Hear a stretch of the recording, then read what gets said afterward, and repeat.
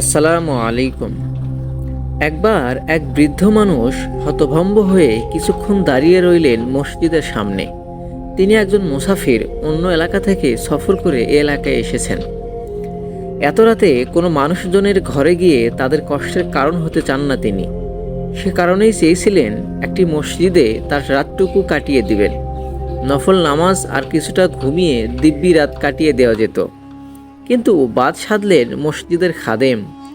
কোনো এক অজানা কারণে তাকে পছন্দ করলেন না সেই খাদেম। স্রেফ মানা করে দিলেন খাদেম, মসজিদে রাত কাটানো যাবে না। মসজিদের সামনে দাঁড়িয়ে খাদেম সাহেব সেই কথাটি বেশ উঁচু গলায় বলছিলেন সেই বৃদ্ধকে। মসজিদের সাথেই লাগানো একটি রুটির দোকান। মধ্যবয়স্ক একজন বিশাল তন্দুরে রুটি বানাচ্ছেন। খাদেমের চড়া গলা তার কানে পর্যন্ত গেল। রুটি বানানো বন্ধ রেখে মধ্যবয়স্ক মানুষটি ধীরে ধীরে সেই লোকটির কাছে এগিয়ে আসলেন। আসসালামু আলাইকুম, এসে সালাম দিলেন। পথিক বুঝি আপনি? এই বলে লোকটি আরও বললেন, আপনার আপত্তি না থাকলে আজকের রাত আমার সাথে কাটিয়ে দিতে পারেন আপনি। আমি ও পাশের দোকানে রুটি বানাই, একটু কষ্ট হয়তো হবে আপনার। খুব খুশি হলেন বৃদ্ধ মানুষটি। রুটি বানানো লোকটির সাথে গিয়ে তার ঘরে উঠলেন। বৃদ্ধের শোয়ার আয়োজন করে দিয়ে আবার রুটি বানাতে লেগে গেলেন মানুষটি। বিছানায় আজ শোয়া বৃদ্ধ খেয়াল করছিলেন কাজের ফাঁকে ফাঁকে কি যেন একটা পড়ছেন। তাকে আশ্রয় দেওয়া সেই মানুষটি।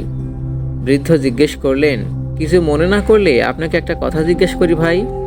রুটি বানাতে বানাতে আপনি কিছু পড়ছেন মনে হচ্ছে, দয়া করে বলবেন কি পড়ছেন আপনি? লোকটি উত্তর দিল, তেমন কিছু না, ইস্তিগফার, মানে মহান আল্লাহ পাকের কাছে ক্ষমা প্রার্থনা করছি। এই যে কাজের ফাঁকেও একটানা ইস্তিগফার করছেন, কোনো লাভ কি হয়েছে আপনার? জি জনাব, লোকটি উত্তর দিল, আলহামদুলিল্লাহ। আমার মনে হয় এই ইস্তিগফারের কল্যাণেই মহান আল্লাহ এখন পর্যন্ত আমার যাবতীয় দোয়া কবুল করেছেন, শুধু একটি দোয়া ছাড়া। আপনার কোন দোয়াটি কবুল করেননি আল্লাহ পাক? বৃদ্ধ লোকটি সেই লোকটিকে জিজ্ঞেস করল। লোকটি উত্তর দিল, আমাদের এখান থেকে অনেক দূরে আল্লাহর প্রিয় এক বান্দা থাকেন। জ্ঞান, গরিমা, মেধা, যুক্তি সব কিছুতেই আল্লাহ পাকের রহমত প্রাপ্তদের একজন তিনি। আমার খুব শখ একবার তিনি যদি আমার সাথে দেখা করতেন, কিছুটা সময় যদি কাটাতে পারতাম সেই জ্ঞানী বান্দার সাথে। আল্লাহ পাক আমার এই প্রার্থনাটি শুধু কবুল করেননি, এখনও নিশ্চয়ই কবুল করবেন তিনি। আমার কোনো গুনাহের কারণে হয়তো এখনও কবুল হচ্ছে না। বৃদ্ধ মানুষটির চোখে জল এসে গেল। তিনি প্রায় কান্নায় রূপান্তরিত হলো তার চোখ। ধরা গলায় কান্না চেপে জিজ্ঞেস করলেন তিনি, আপনি কি আহমদ ইবনে হাম্বলের কথা বলছেন ভাই? জি জনাব, আমি শাইখুল ইসলাম, জগৎ বিখ্যাত মুস্তাহিদ ও মুহাদ্দিস ইমাম আহমদ বিন হাম্বলের কথাই বলছি। আল্লাহ তাআলা তার প্রতি অবিরাম রহমত বর্ষণ করুন।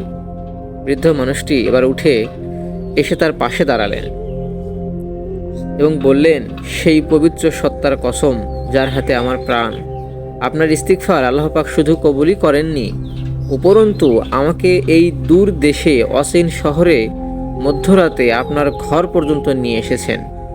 আমি মহান আল্লাহ তাআলার সেই অধম বান্দা আহমদ ইবনে হাম্বল। সুবহানাল্লাহ। এই কথা শোনা মাত্রই রুটি বানানো লোকটি আবেগ আপ্লুত হয়ে গেল এবং তিনি আল্লাহ সুবহানাহু ওয়া তাআলার প্রশংসা করতে লাগলেন। সুতরাং এখান থেকেই বোঝা যায় আল্লাহ সুবহানাহু ওয়া তাআলার নিকটে কিছু চাইলে তা আল্লাহ সুবহানাহু ওয়া তাআলা কখনো কাউকে ফিরিয়ে দেন না, তার কাছে চাওয়ার মতো চাইতে হয়। আল্লাহ সুবহানাহু ওয়া তাআলা আমাদেরকে বোঝার তৌফিক দান করুন, আমিন। তো আজ এই পর্যন্তই। ভিডিওটি ভালো লাগলে অবশ্যই একটি লাইক দিবেন এবং এমন আরও ঘটনা জানতে আমাদের চ্যানেলটি সাবস্ক্রাইব করে আমাদের সাথেই থাকবেন ইনশাআল্লাহ।